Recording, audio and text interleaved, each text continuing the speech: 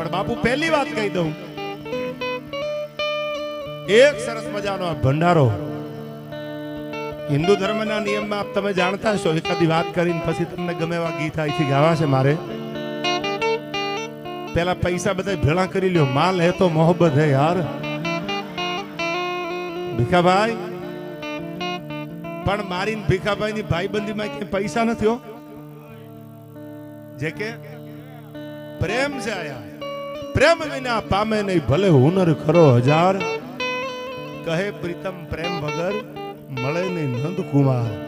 દુનિયા જીતવા માટે અટાણે પૈસા કે તલવારની ધાર નહીં, પ્રેમની જરૂર છે યાર. અમુક તો લેવા દેવા વગરના કાતરું મારતા હોય, આપણે કોઈ દી જોયા ન હોય. તમારી ભલી થાય, અમે તમારા શેઠે કે નડ્યા નથી, તો તમને તકલીફ શું છે યાર? લઈ લો, પૈસા લઈ લો.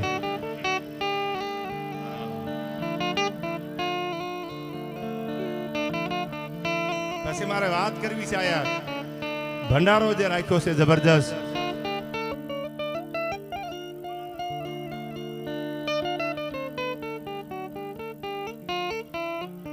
લીલા કુંવર માતાજી, કંચન કુંવર માતાજી નો એક ભંડારો.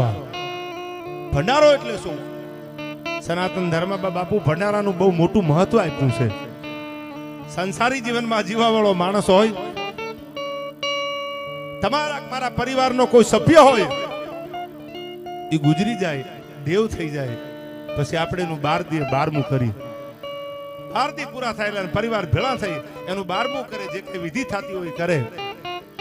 સનાતન ધર્મમાં સાધુ સંતો હોય, આવા કિન્નર અખાડાના કોઈ વડીલો જ્યારે દેવ થઈ જાય તો બાપુ એની પાછળ ભંડારો કરે. બ્રહ્મચોર્યાસી જમાડે, સાધુ સંતોને ભેળા કરે, જમાડે, યથાશક્તિ પ્રમાણે એને દાન પૂજા આપે. આનું નામ ભંડારો. અને ઘણાય તો બાપુ તમે જાણો છો, વર્ષો પછી એ સગવડતા ન હોય તો અમુક વર્ષો વ્યા જાય પછી ભંડારા કર્યાના દાખલા છે. બંસીદાસ બાપુ ઈ ભંડારો છે આયા, એવો એક ભંડારાનો સરસ મજાનો કાર્યક્રમ આખો આપણો. એમાં તમારા જેવો બધો હાકીમ ડાયરો છે આયા, બધાય સમજદાર છે. આઈને શરૂઆતમાં કીધું ને, પ્રેમનું ભાતું લઈને આવ્યા છો. આમાં હું તમારી આગળ એવી વાતો કરવા આવ્યો છું, બહુ ભક્તિની, બહુ દાતારીની. તમે હવારમાં માળાના બેરખા લઈને હમાળા વિયાદવ એવી વાતો મારે નથી કરવી. તમે સમજો છો, આમાં ઘણા એવા બેઠા છે, ઘરે પોતાના ઘરનું કીધું ન કરે, મારું થોડું માને યાર.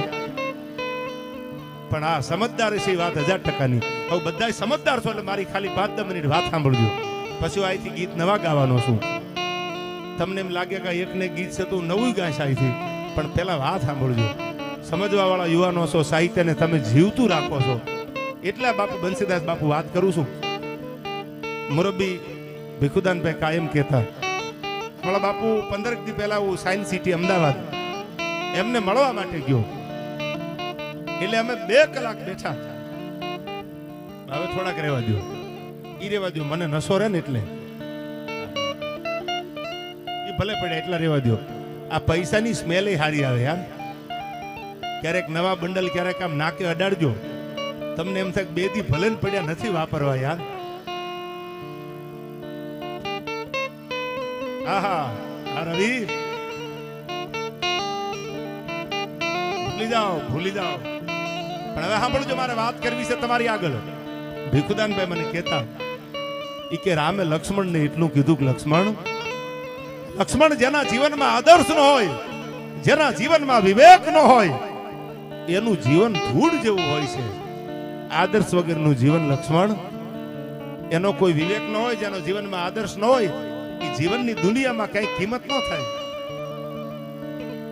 આદર્શ વગરનું જીવન વ્યર્થ ગણાય.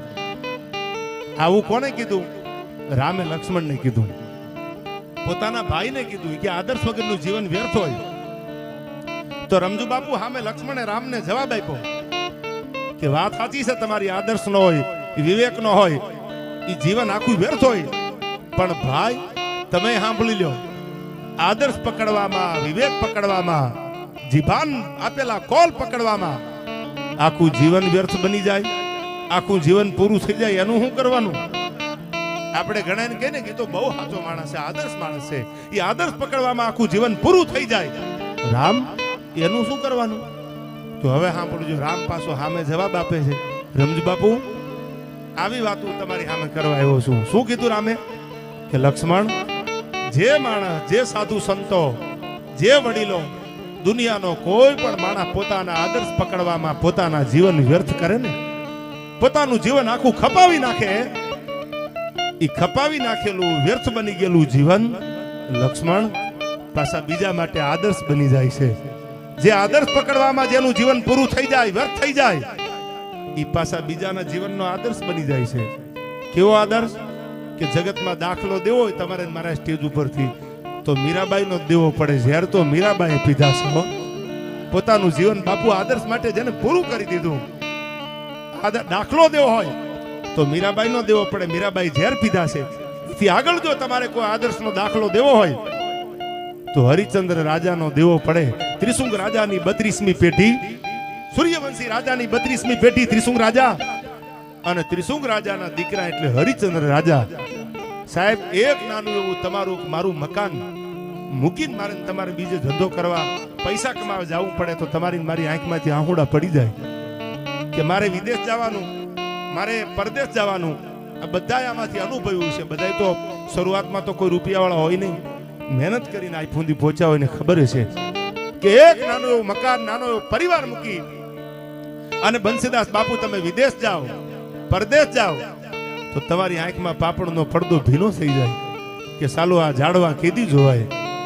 સાહેબ સાંભળજો, સૂર્યવંશી રાજા રામની 32મી પેઢી ત્રિશુંગ રાજા, અને ત્રિશુંગ રાજાના દીકરા હરિચંદ્ર રાજાએ સત્ય માટે પોતાનું રાજ, પોતાના પાઠ, એટલું નહીં પોતાની અર્ધાંગના જીની હારે ચોરીએ ચડેલી તારામતી આખાય પરિવારને લઈ અને બજારમાં હરરાજીમાં ઉભા રહી ગયા કે સત્ય માટે વેચાવું પડે તો મારી તૈયારી છે, પણ રઘુકુલ રીતિ સદા ચલી આઈ, પ્રાણ જાય બરું વચન ન જાય.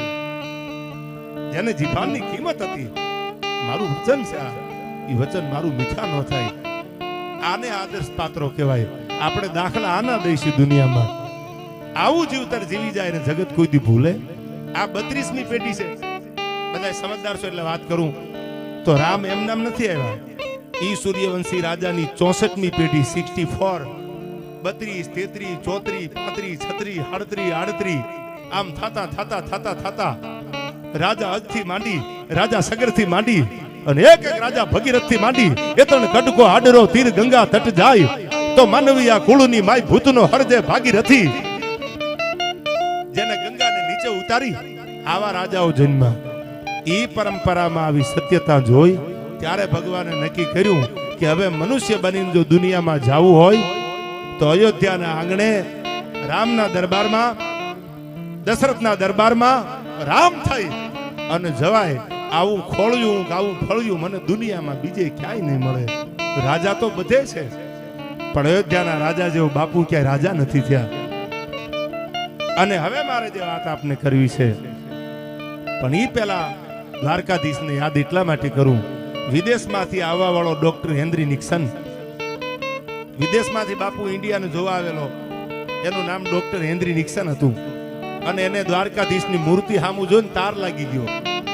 એને ઇતિહાસ જાણ્યો જે કે એક ગરીબ બ્રાહ્મણ સુદામો આવ્યો ને ભગવાને બધ ભરી લીધી, ક્યાંય મિત્રતામાં, ક્યાંય પોતાની ભાઈ બંધાઈમાં એને લેવલ ન માપ્યું. અટાણે લેવલ માપે કે હું બહુ રૂપિયાવાળો, બહુ બિઝનેસમેન છું તો મારો ભાઈબંધ એવો જ રૂપિયાવાળો હોવો જોઈએ, મારે ત્યાં બધા મોટા માણસો આવવા પડે, આવા લેવલ અટાણે મપાય છે. તેથી હોનાની નગરીનો રાજા દ્વારકાધીશ રાજા ધીરાજ સુદામો આવીને એટલું બોલ્યો કે એને કહી દો કોઈનો ભાઈબંધ પોરબંદર થી સુદામો આવ્યો છું. ત્યાં તો ગડગડતી દોટ મૂકી કથા જાણો છો, સુદામાને બથ ભરી લીધી અને જ્યાં બથ ભરેલી સુદામાની એમ બથ મૂકીને ત્યાં તો સુદામાના જમણા ખંભે આહુડાની ધારું પડી હતી કનૈયાની. અને સુદામો પૂછે છે ગરીબ તો હું છું, ગરીબાઈની પીડા તો હું ભોગવું છું, દ્વારકા વાળા તારી આંખમાંથી આહુડા શું કામ પડે છે? તારે શું કામ રોવું પડે? રોવાનું મારે હોય, તારા ખંભે હું માથું રાખું અને બે આહુડા મારે પાડવાના હોય. એ આહુડા પાડવા તો દ્વારકા સુધી આવ્યો છું, તું શું કામ રડસ? રમજુ બાપુ તેથી ભગવાન દ્વારકા વાળો રાજા ધીરાજ કૃષ્ણ પરમાત્મા એટલું બોલ્યા હતા, સુદામા તમે ભલે તમારા દુઃખની વાત કરવા આવ્યા હોય, પણ મને આહુડા એટલા માટે પડે છે કે દ્વારકાધીશનો ભાઈબંધ આટલો ગરીબ છે, એના પગમાં પગરખું નથી, માથે કપડું નથી, લુગડું નથી, અને હું હજી સિંહાસન ઉપર આનંદ કરું છું. મારા ભાઈબંધની મને આટલી ખબર ન પડી, મારા ભાઈબંધને ઓળખ્યો ન હોય તો. આવું બોલીને કનૈયો રહ રહ આહુડે રોવે છે સુદામા સામે. હો, સુદામાજી પોતાના ખંભેથી ખેહલેને કનૈયાને છાનો રાખે છે. અરે પ્રભુ, અરે દયાળુ, છાનો રહી જા મારા ભાઈ.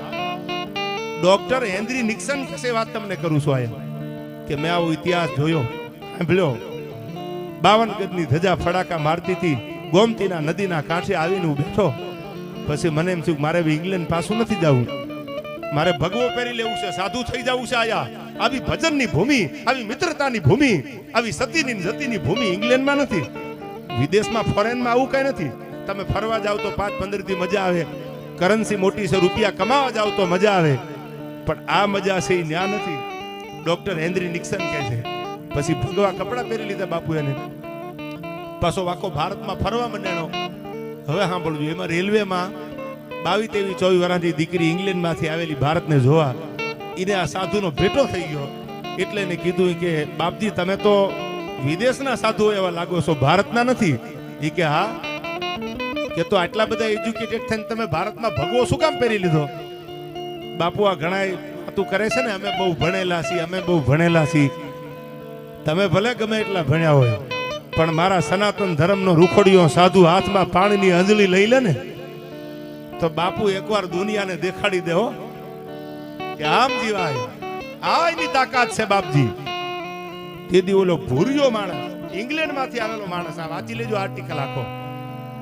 ઓલી દીકરીને કહે છે કે બેટા હું ભારતને જોવા આવ્યો હતો, ભારતને માં કીધી છે, અને એમાં મેં કૃષ્ણને જોયા, હું કૃષ્ણનો પ્રેમી બની ગયો. એક નાની એવી કૃષ્ણની મૂર્તિ લઈ પોતાની બેગમાં ઠેલામાં મૂકી દીધી અને કૃષ્ણની સેવા કરે, પૂજા કરે. હવે મરવું તો મારે હિન્દુસ્તાનમાં, ઇંગ્લેન્ડ નથી જવું. ત્યારે ઓલી દીકરી બોલે છે કે અભણશો, ભણેલા નથી, કે તમે ઇંગ્લેન્ડમાંથી આવીને ભારતમાં રહેવાની વાત કરો છો?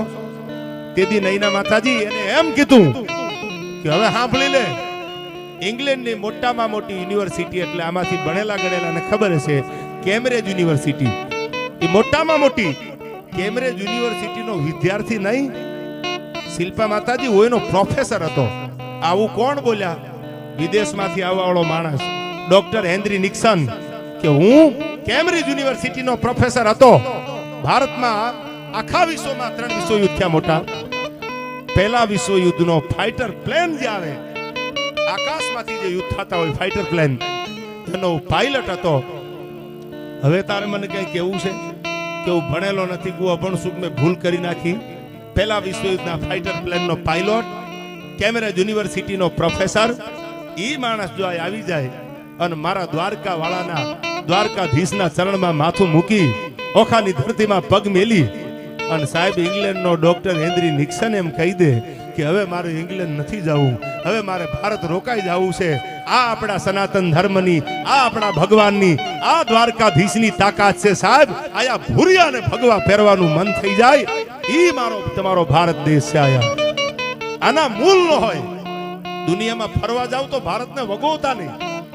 મેં તો અમુક આગળ સાંભળ્યું છે એટલે કહું છું કે એકચ્યુઅલી આઉટ ઓફ કન્ટ્રીમાં મજા બહુ આવે છે. તમારી ભલી થાય, તમે જે પૈસા કમાઈને ગયા ને, આ દેશના પૈસા છે યાર. આ ભારતના રૂપિયા લઈને તમે વિદેશ જાઓ છો, તમે ભાડું લઈને ગયા, એ પૈસા ભારતના છે. માતૃભૂમિને ક્યારે અપખોડતા નહીં, કારણ કે માતૃભૂમિથી મોટું દુનિયામાં કોઈ નથી. ભારત આવો